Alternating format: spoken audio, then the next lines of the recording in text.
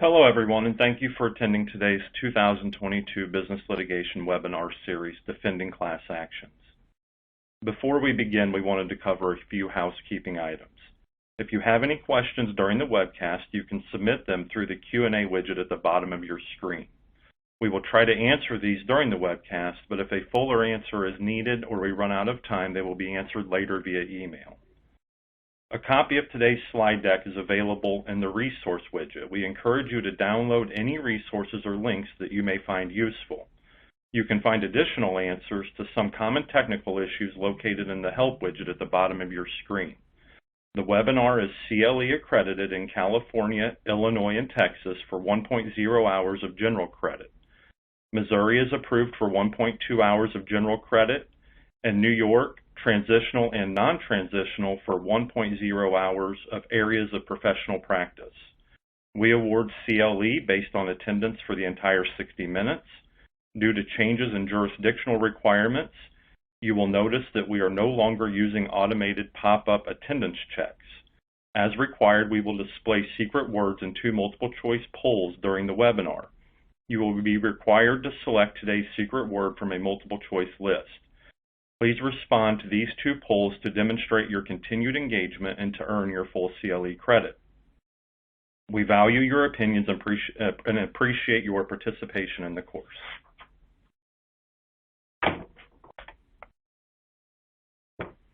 We have 4 presenters today on various topics relating to class actions. I'm Stephen Dunwah, and I'll be starting with a general overview of some issues that arise in class actions that may not arise in individual cases. We're then going to hear from Sharon Rosenberg, Nelson Williams, and Katharine Clark, who will get more in depth on a few topics. And because we're limited on time today, I'm going to jump right in. So several years ago, I had a lawyer who defended a lot of product liability cases ask me, how hard can it be to defend a class action? Isn't it just one rule? And that person was, of course, referring to Rule 23 and was partly right because class actions as a procedural device are derived from that one rule. But where this person was mistaken was believing that defending a class action is just like defending any other individual case. And before we explore some of those differences, I just wanted to provide a quick refresher on how we know that a case is a class action. And the easy answer to that is that plaintiffs are going to say so in their complaint. A plaintiff is going to plead the class action requirements under Rule 23. They're going to define a class within the complaint, and a plaintiff can plead a class action for just about any type of claim. So when the case is pleaded as a class action, the requirements of Rule 23 and ultimately whether a class can be certified become major issues in the case. And for all class actions, those issues are going to include numerosity, commonality, typicality, and adequacy. And then depending on the type of relief sought in the case, those issues can also include risks of inconsistent decisions, whether or not class-wide injunctive relief is appropriate, and if it's a case that seeks damages, those issues are going to include whether or not common issues predominate over the individual issues and whether a class action is superior to other methods of adjudication.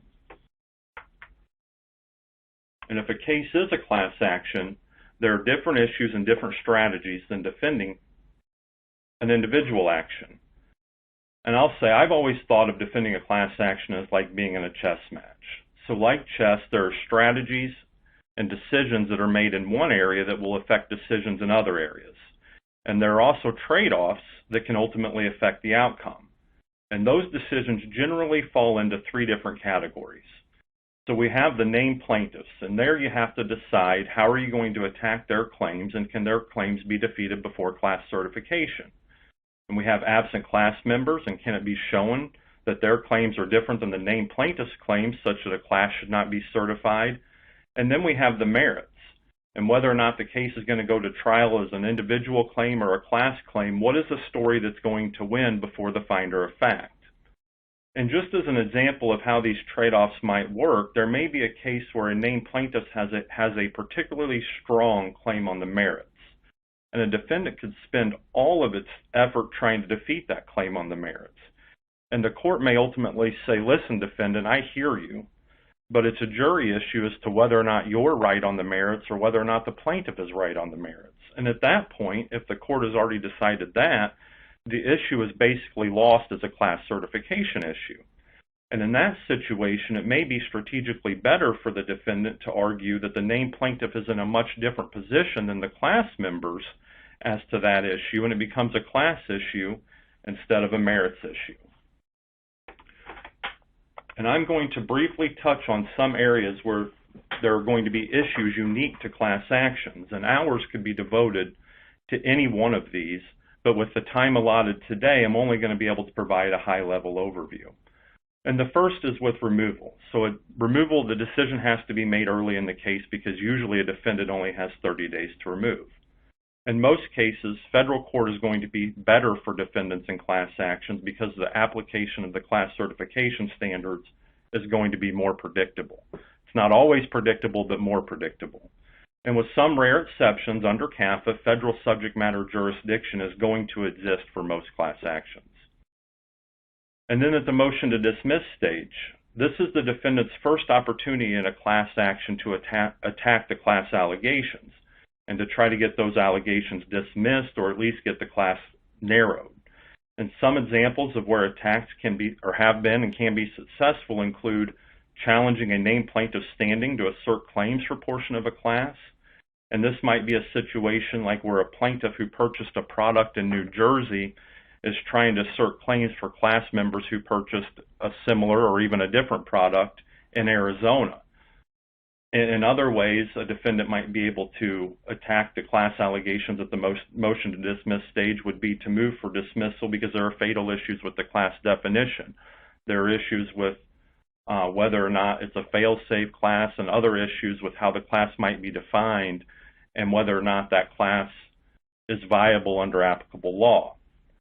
And then moving on to discovery, there are many issues that can arise, but I'm only able, with the time allotted, to touch on a couple. And the first is proportionality.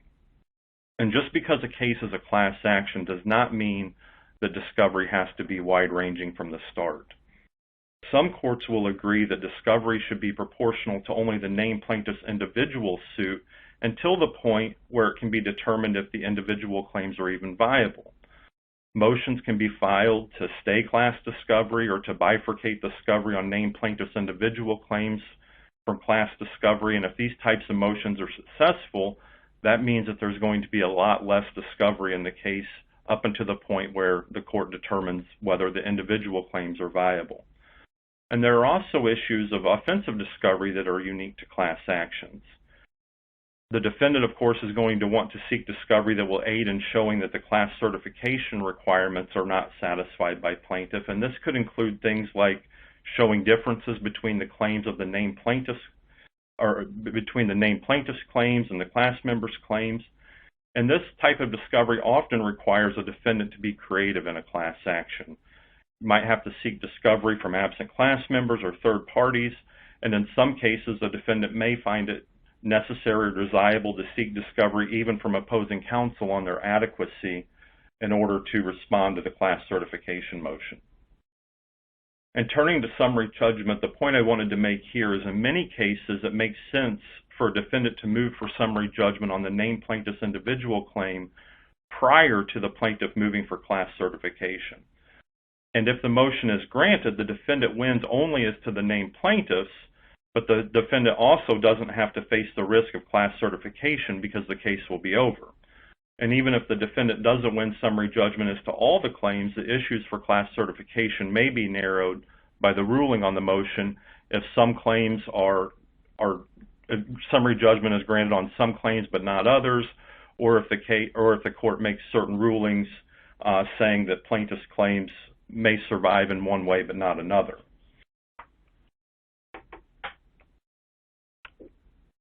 And turning to issues for class certification, one thing that is often overlooked but is important is that a defendant has a right to move for denial of class certification if warranted by the evidence. So if there are reasons that a class should not be certified, a defendant does not have to wait for a plaintiff to file a motion and then to put those reasons in an opposition. And that would often be desirable if there is strong evidence on one of the class certification requisites where plaintiff cannot satisfy his or her burden of proof. A defendant can also show that a plaintiff has, or in responding to a motion for class certification, a defendant can show that a plaintiff has not met their burden on any one of these Rule 23 requirements. A defendant can also attack the class definition, and in some circuits, an argument that the class is not ascertainable, meaning cannot be identified, is still a viable argument. Other issues that arise on class certification are expert and evidence issues. Sharon Rosenberg, who you're going to hear from, is going to touch on these issues a little bit more. But a defendant can sometimes win class certification simply by getting the evidence that the plaintiff is relying on excluded. And this includes plaintiffs who are trying to get evidence under Federal Rule of Evidence 1006, proffering summaries. In a lot of cases, plaintiffs do not follow the rules in making those summaries, so those summaries can also be excluded. So even if a class is certified, there remain issues post-certification in class actions where the class can still be attacked. One thing before that is with class notice. If a damage case is certified, the court must direct notice to class members, giving them an opportunity to opt out. And while a plaintiff will usually draft these types of notice, this is an important area where a defendant needs to still protect its rights, because if a notice is found to not satisfy due process requirements, the judgment's preclusive effect down the road can be attacked. And usually if a case is, or if a class is certified, there's going to be a period between certification and trial where there's going to be additional discovery, pretrial motions, and other activity. And the defendant can use that opportunity to develop new evidence and new arguments to use in moving for decertification class, or to decertify the class. And ultimately, if that doesn't work and a certified class is going to trial, that means that the class as a whole is going to win or lose. And if the class wins, the damages are going to be assessed for the class as a whole. And one thing that's sometimes overlooked, but even at trial, a defendant should not lose sight of the class certification requirements, because that is really the last opportunity to show the trial court that the case should not be proceeding as a certified class action. And I know that with the limited time that we've only scratched the surface of the issues that can arise in defending class actions. The other speakers that we have today are going to delve into some of these issues a little bit more. But we'll be available at the end of the presentation if there are any questions about specific issues or strategies. And I thank you for your time, and I'm going to turn it over to Sharon Rosenberg, who's going to talk about MDLs and experts. Thank you. Thank you, Steve. Good afternoon, everyone. Sharon Rosenberg. I'm going to talk about two subjects. First, class action MDLs. And MDL stands for MultiDistrict Litigation. I'm guessing many of you know what an MDL is, but for those who don't, an MDL is a creature of statute, and it's simply the consolidation of cases from multiple federal districts in a single court for pretrial purposes, because the cases share one or more common questions of fact, and the convenience of the parties and witnesses and justice and efficiency will be served by consolidation. So that's an MDL. An MDL class action is simply an MDL, multi-district litigation, that includes some class claims. Those class claims can be introduced into the case after consolidation into an MDL, but typically an MDL class action involves class claims before the consolidation even occurs. And part of the reason for that is that the mere fact of multiple and potentially overlapping class action is a factor that weighs strongly in favor of an MDL. Now, an MDL class action, Steve mentioned a class action can really be any type of case. Same goes for an MDL class action. It can be any type of substantive law or issues. But it's important to remember that an MDL class action, though it includes class claims, that doesn't mean that it exclusively includes class claims. An MDL class action can include non-class claims, and there are a number of scenarios in which this may come up. It may be that, for instance, consumer fraud issues are a putative class, but personal injury issues, which aren't as conducive to class certification, obviously because of individual differences, are handled separately. That may be an MDL that includes class and non-class claims. Another issue that I've seen arise is insurance coverage issues. So all the claims by individuals are in fact class claims, but there's a dispute over coverage between the defendant and the insurer as to coverage. Now, in any given case, it might be plaintiff or defendant that seek MDL consolidation or that oppose. Since we're focusing on defending class actions, I'm just going to spend a little time on the reasons that defendants might have to seek MDL consolidation. Because proceedings are consolidated, it's easier to formalize a national counsel role rather than managing lots of different outside counsel. There are efficiencies, in terms of reduced costs and lessened business disruption. Imagine if you have employees who would be deposed in one each of, say, 12 different cases. Obviously, that presents potential for enormous disruption. By consolidating for pretrial purposes, including discovery, you can bring that down. It may be that you are in a forum that you don't want to be in, a forum that tends to certify classes without what you would view as the rigorous analysis that's required under Supreme Court precedent. Could be that MDL consolidation will make it so that the class certification decision is decided by a more favorable forum, a more favorable court. You also can increase the possibility of global resolution.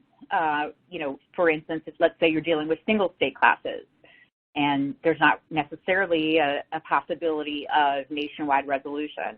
By consolidating everything in the MDL, you've now increased that possibility of global resolution.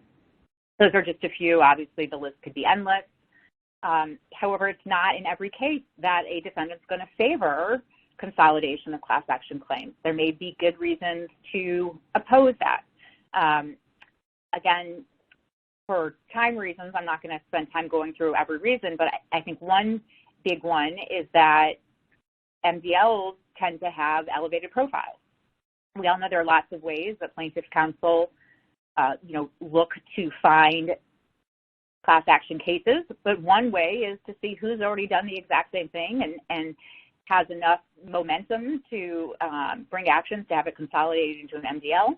And so you will see copycat litigation, including the fact that some MDL judges allow plaintiffs to file claims directly in the MDL, which could be the topic of a whole nother CLD on whether that's really proper or not, but you can really increase the number of plaintiffs and potentially the exposure. Now, when any party seeks to consolidate a number of cases into multi-district litigation, the JPML, or Judicial Panel on Multi-District Litigation, is a panel of federal judges who are going to decide whether, in fact, those cases should be consolidated, and if so, where. In terms of where, there are a number of different factors that are looked at. It could be the case that is first filed and are most advanced. It could be the federal district where the most cases are pending. It could be issues having to do with nexus or convenience. But two interesting factors that courts look at are specific to each court that's a possibility. One is what's the court congestion, so say what's the average time for a civil case to resolution, and another is judicial experience.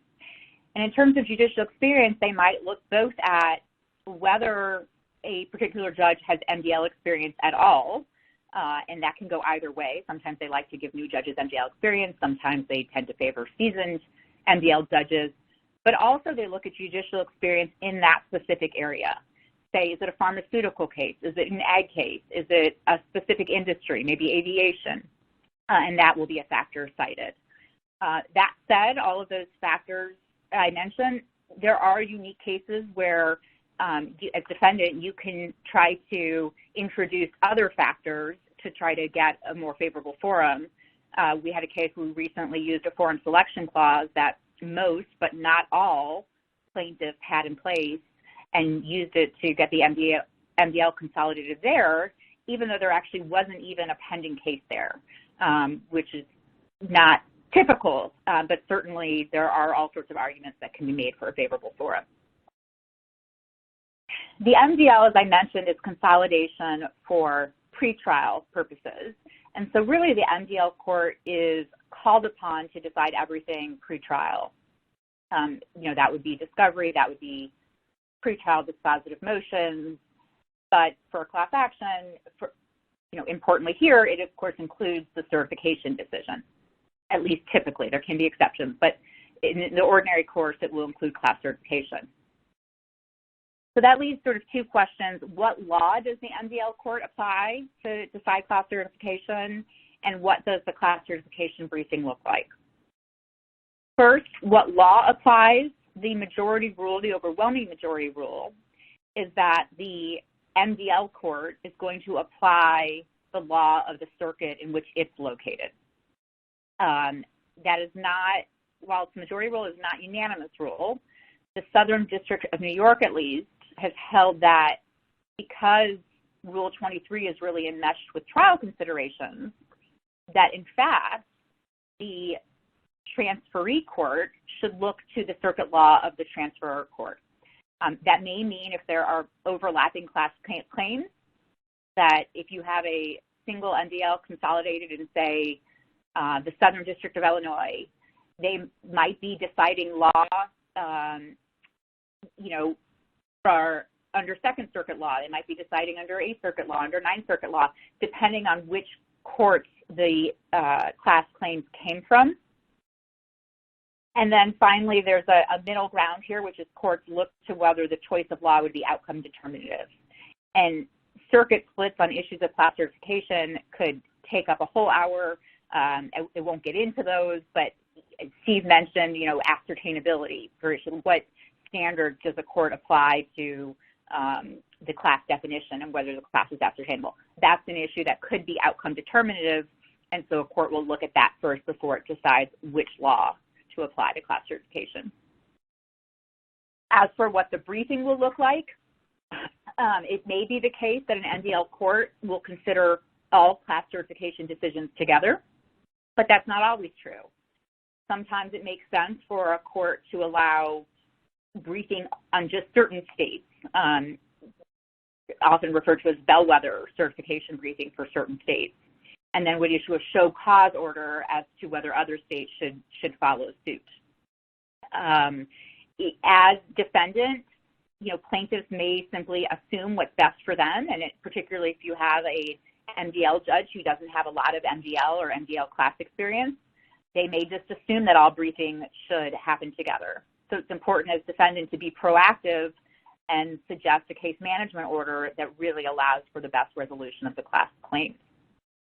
Finally, I note here that on rare occasions, the case actually can be remanded back to the transfer court for class certification decisions. That's certainly not typical, but if there are reasons, that can and does sometimes happen. Last point on MDLs is because it's supposed to be for pre-trial consolidation. Trial is always supposed to happen back at the transfer court, at least if your rights are preserved under lexicon, which is the seminal Supreme Court case on that. But keep in mind that for practical reasons, that often isn't the case. First and foremost, because often class actions don't proceed to trial, and MDL courts often view themselves as having settlement of an MDL as a principal goal. So in that case, obviously, if settlement happens, it's all going to happen in the MDL court, and there won't be a remand. Here, I just list a few recent MDL class actions I've had, and just to sort of highlight that there are different things that can happen in terms of who brings it to a certain forum, what happens once you're in that forum. But with limited time, I'm not going to spend time on that today. All right, I'm going to move on to another topic now, which is class action experts. And I mentioned with class certification briefing the importance of a case management order. And just that's something to think about in terms of class experts as well.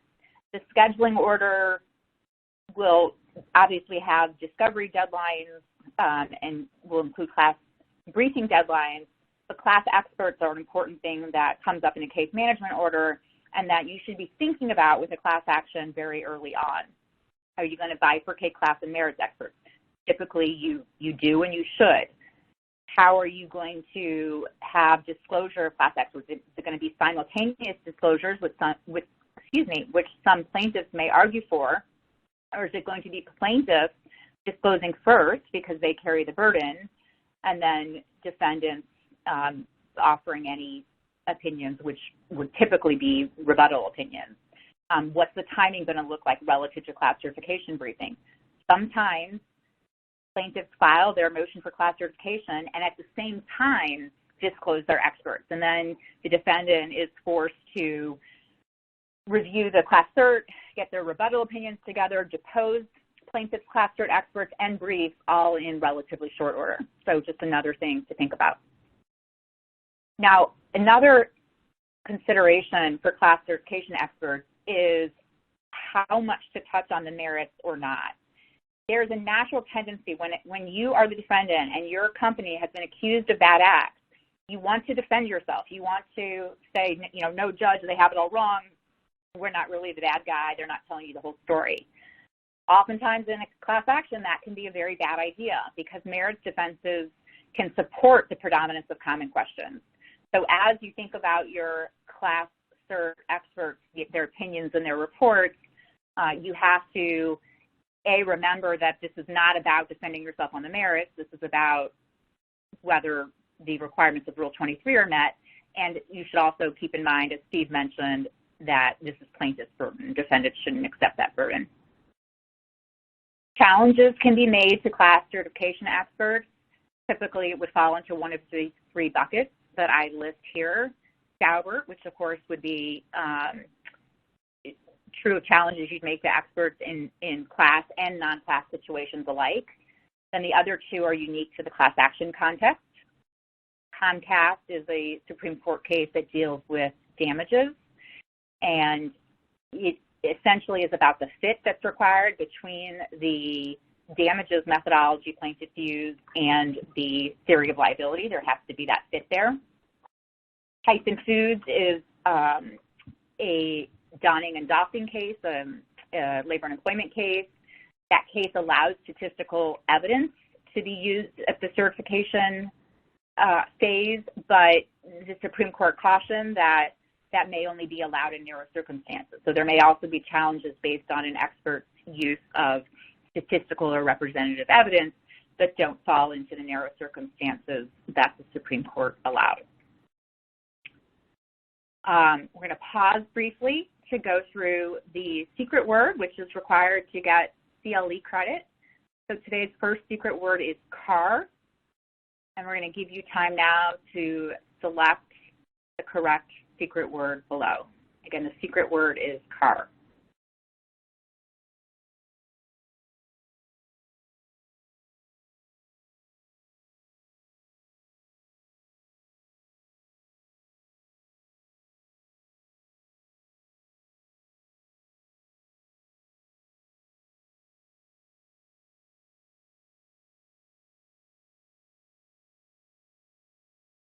All right, looks like many of you have submitted. We're just going to give it a few seconds more for the rest of you.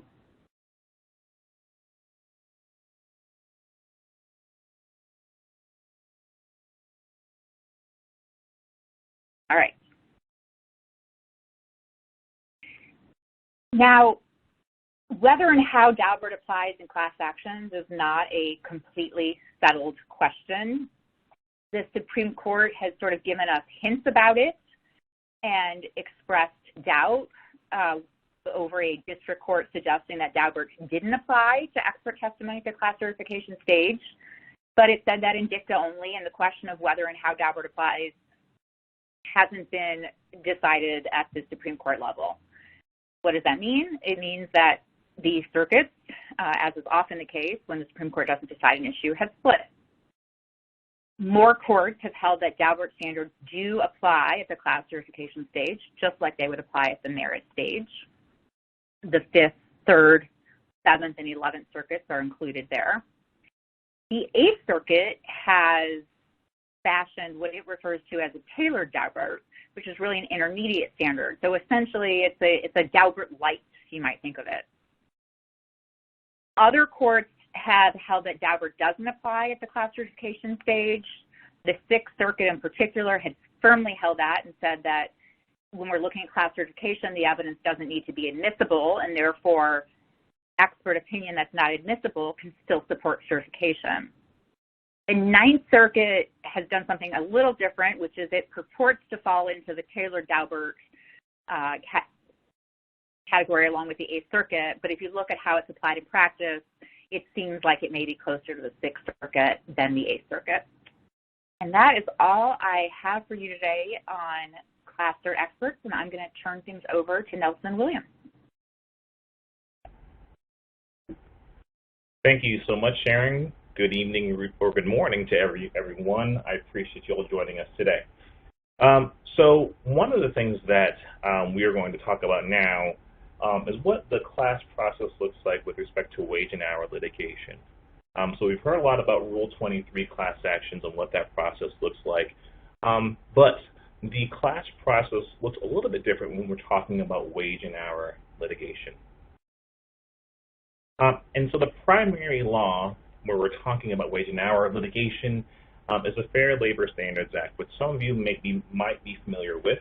But the FLSA is the main and sort of preeminent law that discusses and provides for relief and law with respect to wages and overtime. So this is the governing law, federal law, that governs minimum wage, overtime, record keeping, and child labor laws. Now, when it comes to wage and hour law, where we focus most of our time is in the minimum wage context and the overtime context, particularly in the overtime space, because let's face it, that's where a lot of the exposure comes into play. Now, overtime laws, the really key crux of the analysis comes into focus when we're talking about exempt versus non-exempt employees, and we'll talk a little bit more about that. So there are several exemptions that exist for minimum wage and overtime claims under the FLSA. These exemptions allow employers to pay certain employees a fixed salary and avoid the overtime obligations under the law. Now, as a reminder, under the FLSA, employees who are non-exempt, that is, employees who are not exempt from the requirements of the FLSA, must receive overtime pay for all hours worked in excess of 40 hours in a work week. The overtime pay must be equal to 1.5 times their regular rate of pay. And, believe it or not, what constitutes an employee's regular rate of pay is oftentimes the subject of intense debate and debated calculations. Now, an exempt employee is someone who does not have to be paid overtime. They are exempt from the overtime requirements of the FLSA. But please note that just because an employee qualifies for an exemption, nothing requires employers to classify their employees as exempt. So for example, an employee who qualifies for one of the exemptions from overtime can still be treated as a non-exempt employee if the employer wishes to do so. There are several exemptions that may apply that might exclude someone from the overtime requirements, and I've listed a few of them here. They're the administrative, professional, executive, computer employee, the highly compensated, and the outside sales exemptions. And we'll, in a minute, for purposes of time, we're going to explore more deeply one of those exemptions. But each of the exemptions has a different requirement, though generally they can be separated into two basic requirements. You've got to meet the applicable salary or pay threshold for the exemption, for most of these exemptions, and you must satisfy the duties test. The qualification for these exemptions is highly fact-specific. However, as a general rule, when you are making these determinations and looking at the exemptions for one of these exemptions, it's important to bear in mind that things like job descriptions or titles alone don't or aren't sufficient to demonstrate one's exempt status. You actually have to look at the duties that are being performed in real time, not what a job description says or what a title says, but what is the employee doing on a day-to-day basis. So, what happens when groups of employees believe that they have been denied rights under the FLSA? Can they seek relief or damages as a group or a class of employees? Well, the answer is yes. And they may do so as a collective action. So the collective action is a process governed by 29 U.S.C. 216b. And for those of you who are unfamiliar with that law, it states that an action to recover liability can be maintained against an employer in any federal or state court of competent jurisdiction by any one or more employees for and in behalf of himself or themselves and other employees similarly situated. Now, of course, the statute does not define what it means to be similarly situated, and who qualifies as a similarly situated employee is a hotly contested debate that varies jurisdiction by jurisdiction. Now, it's important to note that the collective action process is different from the class action process that we've talked about today under Rule 23.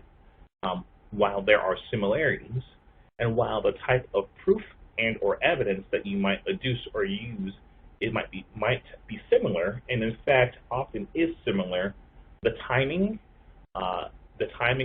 through which you might acquire that evidence and the timing of the class process itself differs between a class action and a collective action.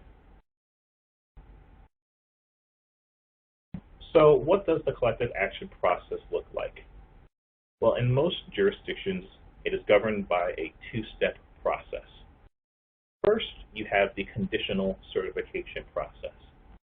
Now, at this stage, the plaintiff just needs to make a minimal showing that they are similarly situated to some other group of individuals who they believe are victims of the same policy, plan, or scheme to violate the law. The burden to establish conditional certification does not take much, although the level of evidence required varies jurisdiction by jurisdiction. But generally, it is not an onerous burden. It generally does not involve an analysis of the underlying merits of the case or claims. It generally does not involve credibility determinations or analyses of payroll records, schedules, job descriptions, or other indicia of responsibility. In fact, a plaintiff does not have to show that other plaintiffs are willing to or interested in joining their case, depending on the jurisdiction. Generally, they just have to make a colorable showing that they were subject to a violation of the FLSA and the other employees were also subject to that same violation. And so what does that look like? Well, in many cases, it simply looks like a plaintiff simply saying, I saw other employees do the same thing I did and not get paid for it. Or, I know that other employees performed the same type of work that I did, and that work was not exempt from the overtime requirements of the FLSA. That's it.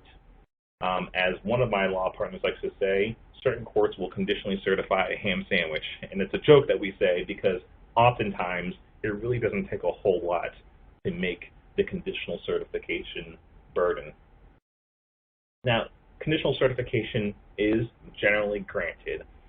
Situations when it's not granted is if the employee really has no factual basis for their claims.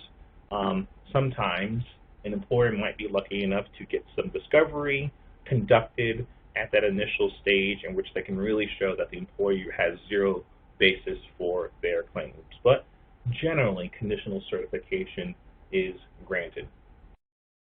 Now, once granted, we then enter the second phase of the collective action process. Now, at this stage, the employer is ordered to send notice of the conditional certification to the list of employees as defined by the class that the plaintiff is seeking to represent. So oftentimes in this process, when you have a complaint that's filed, the plaintiff will define the class or the collective action that they are seeking to represent. And after a lot of debate and briefing, that eventual class definition, collective action definition gets honed down.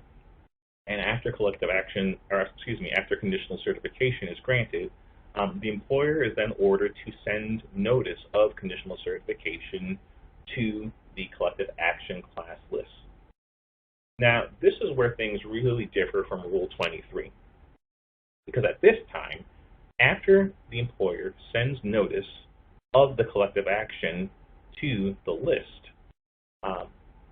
they then have a period of time which ranges anywhere from 30 to 120 days to affirmatively opt in to the class. And so what does that mean? Well, it means just what it sounds like. So the employer notifies the class, the collective action, that conditional certification has been granted, and then in order to participate in the collective action, each member of that potential class has to sign a document that indicates their consent to participate in the collective action.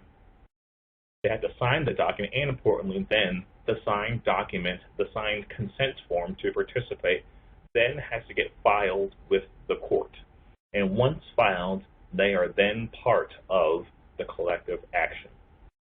So, this is one of the key ways in which collective actions differ from Rule 23. Rule 23 cases are opt-out cases where you are presumed and are in fact part of the case until you affirmatively opt out. Collective actions are the exact opposite. You aren't part of the case until you affirmatively opt in to the collective action. So that's generally the first part of the case. Once conditional certification is complete, the parties then generally enter into a lengthy process of discovery.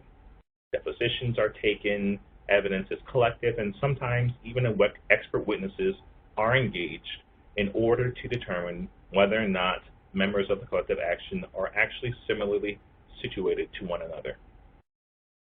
Once discovery is complete or at or towards the near the end of discovery, the employer will move for decertification, which is a move to decertify or break up the collective action. And at this time, the court will take a hard look at all of the evidence that has been collected, the job descriptions, the discrepancies, all of the data and evidence that has been collected, the affidavits, the declarations, all evidence that has been collected from the parties throughout the course of discovery to determine whether or not the parties are actually similarly situated to one another. And this strategy is similar to what we might see in a Rule 23 class certification, because really the crux of the burden of the analysis is demonstrating dissimilarity among the class. So, for example, let's take a look at another one of the exemptions. Before we do, we're going to take now a moment to pause and to mark down the secret word, which we have here as water. So take a moment to mark down the secret word. We'll give you a moment.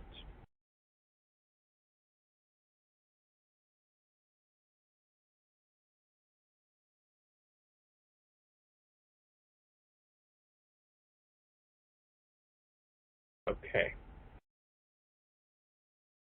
Okay, and so it looks like enough of you have submitted the word, so we will move on. All right, so decertification.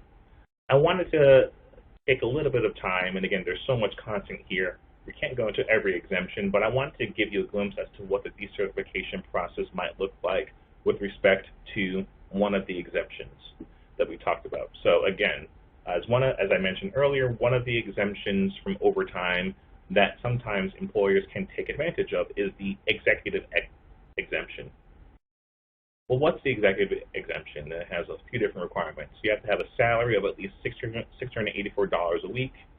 You have to have a primary duty of managing the enterprise or managing a regularly or customarily recognized department of the enterprise. And you have to customarily and regularly direct the work of 2 or more employees. And you have to have hiring and firing authority. Well, as you might imagine, these requirements are rife with different ways in which you can show dissimilarity. For example, as you see there, primary duty, that's in quotes, that's directly from the FLSA statute and regulations. What constitutes a primary duty will often vary from employee to employee, because under the statute it means the principal or main or major or most important duty that the employee performs. And determination of the employee's primary duty must be based on all the facts in a particular case, with a lot of emphasis on the employee's job or the character of the employee's job as a whole. As you might imagine, determining what the primary duty is really is fact-intensive and requires a specific and critical analysis of what that employee is doing on a day-to-day basis. Managing the enterprise, well, what does that look like? What does management look like? What steps or actions are the employees taking on a day-to-day basis? How closely intertwined are they with the employee or the employer's business? Customarily and regularly directing the work of 2 or more employees. Well, how often is an employee directing the work of 2 or more employees? Is it something that they're doing on a day-to-day basis, or is it occasional, right? Or does it ebb and flow? Are there days when you are in constant contact and then you might have less contact the following week, right? Hiring and firing authority, or more importantly, or maybe I shouldn't say more importantly, but alternatively, it can be a situation where your recommendations are being taken by those who do have the power to hire and fire, right? So as you can see, those are some of the considerations that are going to come into play when determining whether or not a particular exemption, or here, the executive exemption, applies. And when it comes to the decertification stage, the crux of the analysis would be spent analyzing these different facets of each employee in the collective action to determine whether or not they qualify for the particular exemption. And so hopefully, as a defense attorney, a lot of time is going to be spent on showing dissimilarity, or at a minimum, how fact-intensive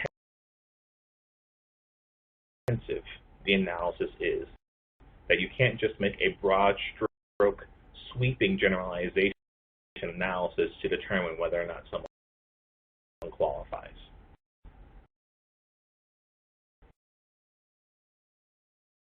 There are also some other FLSA class action considerations as well.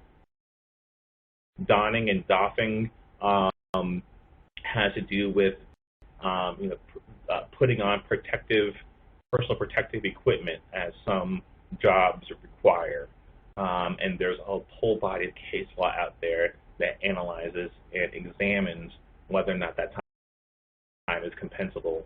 The same thing with the Portal to Portal Act, which examines and is in some ways related to the donning and doffing concerns, but really has to do with the time spent clocking in, clocking out, and things of that nature, waiting to be engaged or waiting to engage the employer. And finally, off-the-clock claims, which are precisely what they sound like. They really have to do with non-exempt employees who claim that they performed work but did not get compensated for that work, right? So these are some of the different complexities that are involved in wage and hour class work. And we can, as you can see, there are a lot of different intricate ways in which they differ from your traditional Rule 23 work. And with that, I'm going to pass it on to Katie Clark. Thank you, Nelson. That was very interesting. So I'm going to talk today about class actions in bankruptcy and also more generally about class action settlements. With respect to the overlay of bankruptcy to class actions, bankruptcy, as some of you may believe and know, is complicated in and of itself. And as you're hearing today, so is the class action space. And so to blend them together brings on its own set of challenges and complexities and nuances. And so we are just going to scratch the surface of these issues today. And so one of the basics is just to point out that the Rule 23 procedures that have been discussed previously today also apply fully in the bankruptcy setting. So Bankruptcy Rule of Procedure 7023 fully incorporates Federal Rule of Procedure 23. And so anytime you're dealing with a class action issue in a bankruptcy setting, there's going to be some familiarity to the issues if you are familiar with class action in general. What is going to be different in just as a general rule is that the idea for bankruptcy without class action is that claims of creditors, whether similar or different, there's already a mechanism built into the bankruptcy process to aggregate those claims, present them to the court, and allow for efficiencies to be gained in that process. And so while the bankruptcy rules fully incorporate the federal rules with respect to class actions, there is sort of a general skepticism, at least for bankruptcy practitioners and even bankruptcy judges, as to why and when class actions should be utilized within a bankruptcy. A lot of times someone who, or a defendant who is plagued with a putative class action looks to bankruptcy as a way out, as a defensive strategy, and that's where you see these class action issues come up. But it's also true that when a bankruptcy is filed, that allows for potential plaintiffs to find the bankruptcy, or to find the defendant, if you will, because it's a transparent process and notice goes out to everyone. And so the class action issues can fully arise only after the bankruptcy is filed. It just depends. But one thing that's very true, even though class actions have become more prominent in the bankruptcy setting, is that bankruptcy judges are not familiar, as a rule, with class action. And for the reasons I mentioned, they typically think of bankruptcy as separate and apart from a class action or an alternative. But Congress thinks differently. And so what happens, just from a practical perspective, once you get into a bankruptcy and there are class action issues, is that the bankruptcy court may want to punt the issue to the district court. And while it's really, the court can actually decide to send that up and withdraw the reference, it's called, basically present the issues to the district court. So too can the litigants who are involved. If you believe that you're going to have a better time, whether that's as a plaintiff or as a defendant, in front of a federal district court judge as opposed to the bankruptcy judge, there are procedural mechanisms that allow you to seek a slightly different forum. But in similar fashion to the MDL procedures that Sharon was talking about, a lot of times, even though you might get up to the district court generally, you're going to be pushed back down to the bankruptcy court for procedural pretrial issues. And so even though you may utilize something to get out of bankruptcy court, you may find yourself right back there. There is an additional overlay with respect to Bankruptcy Rule 9019, which governs settlements. If a class action were to proceed to a settlement within a bankruptcy, that's also going to apply. That's just a note. One big major issue, and then I will move on to just class action settlements more generally given the time, is just to think about the class proof of claim. If you've ever dealt with a bankruptcy at all, it's probably in filing a proof of claim. And so when it comes to class proofs of claim in bankruptcy, it's the same form, but it's an attempt to utilize the class procedure in order to present a claim and preserve class rights through a claim form, along with the overlay of the general class action rules that have to be applied And so the class proof of claim issue is very tricky in that there is a split of authority about whether and when a class proof of claim can be filed. Most particularly, that split revolves around if the class is brand new when it gets to bankruptcy court or relatively brand new, is it appropriate for a class claim to be filed? Less controversial is if there's a class that has gotten all the way to class certification when a bankruptcy is filed, and at that time it's less controversial that the class claim could be accepted. The biggest takeaway I would say for class claims is just that you have to plan in advance. If you're going to be filing a claim that you're purporting to be on behalf of a class, it's complicated, and so you want to step carefully. So with respect to class action settlements generally, not dealing with bankruptcy, there are just some things to be considered. One is when you're structuring a class settlement, you may be thinking about a settlement fund, whether that's going to be there's a dollar amount that's set and then it's distributed pro rata regardless of how many claimants or class members there are, or is it going to be a claims-made settlement that's going to be restricted depending on how many parties or class members might make a claim. You need to think about attorney's fees and also compensation to the named class members as part of your settlement negotiations. This is something that from experience you might think is a foregone conclusion. We'll just come up with a percentage, or there might just be something that's easy to include within the settlement. But oftentimes it's actually very procedurally and difficult. It can be time consuming, and it can cause your settlement process to go a little bit sideways. So plan carefully and think critically about the issue of attorney's fees within a class settlement. Once you get to the class settlement phase, which is often where these class actions end up, you want to think about very, very carefully how to get how to structure your settlement to be approved. So you're obviously wanting it to be accepted as a general rule between the litigation parties, but you also want the court to be accepting that, approving the settlement, and there are actually well-established factors for approving class settlements under Federal Rule 23E. And they're up here in the slide deck, but each one of them needs to be thought about carefully, and you want to talk about them as specifically as you can when you're presenting the proposed settlement to the court. You're going to want to do things like define the class. That can be very tricky, even at the settlement phase where you're doing so collaboratively. It's almost like a decision tree analysis, thinking about who should be in that class and how to write that down in plain English so that it gets not only understood but approved. You have to think very carefully about notice. Steve mentioned that a little bit in his presentation, that there's a big cost to notice, just practically speaking, thinking about the exponential numbers that are sometimes involved in class actions, and so that involves a high cost.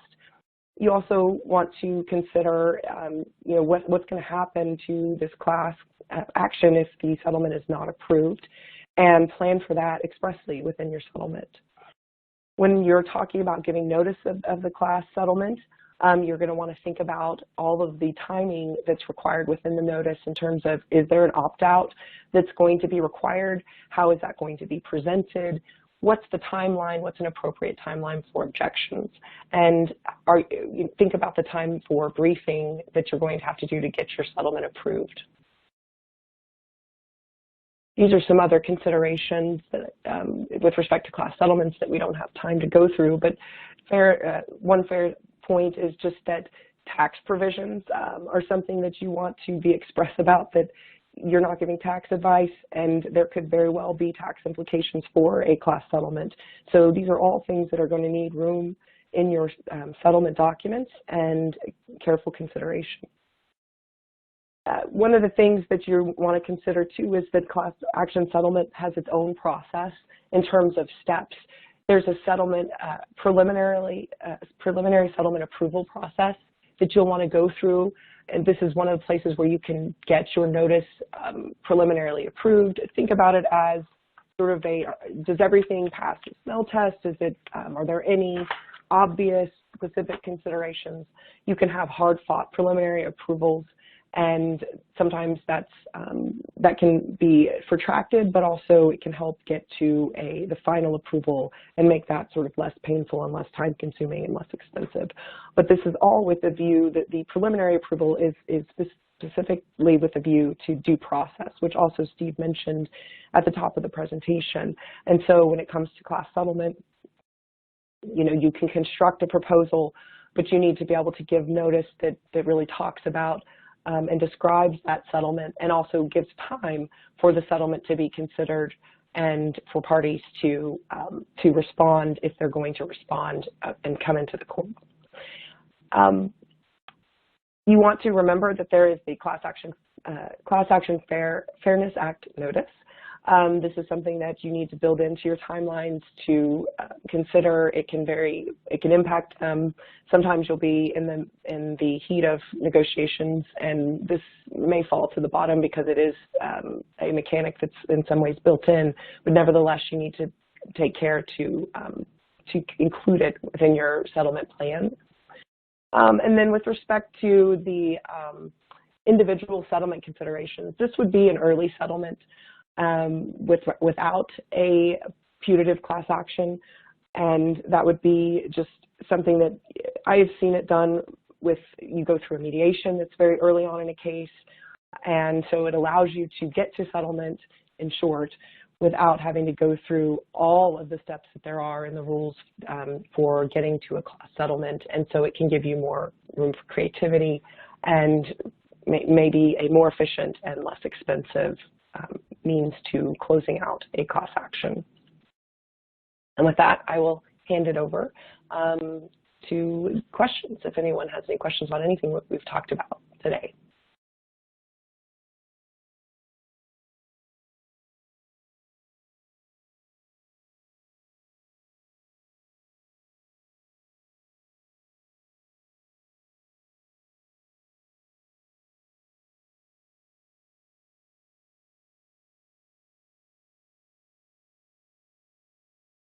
All right, thank you everyone for attending Class Actions and Defense